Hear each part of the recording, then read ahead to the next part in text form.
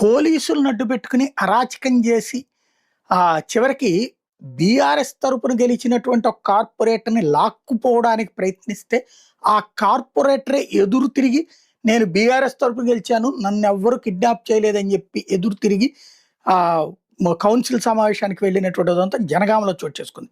BRS తరపున గెలిచిన అమ్మాయి హఫీజ్ ఫాతిమా అమ్మాయి కార్యాలయం లోపలికి ఎంటర్ అవుతుంటే మీ కుటుంబం వాళ్ళు కంప్లైంట్ ఇచ్చారు, నిన్ను ఎవరో కిడ్నాప్ చేశారని, కాబట్టి నేను తీసుకెళ్తామని చెప్పేసి ఓ పక్కన లోపల మీటింగ్ జరుగుతుంటే పోలీసులు అమ్మాయిని తీసుకెళ్లే ప్రయత్నం చేశారు. నన్ను ఎవరు కిడ్నాప్ చేయలేదు, నేను బీఆర్ఎస్ పార్టీలోని గెలిచాను, ఆ పార్టీకే మద్దతు ఇస్తున్నాను, మీరు అవతలకి నాటకాలు ఆడద్దని చెప్పి తను పోలీసుల్ని తోసేసుకుని లోపలికి వెళ్ళిపోయింది.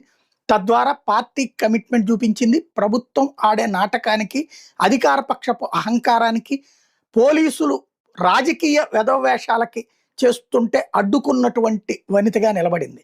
ఆ దృశ్యాలు ఒకసారి చూస్తే అర్థమవుతుంది.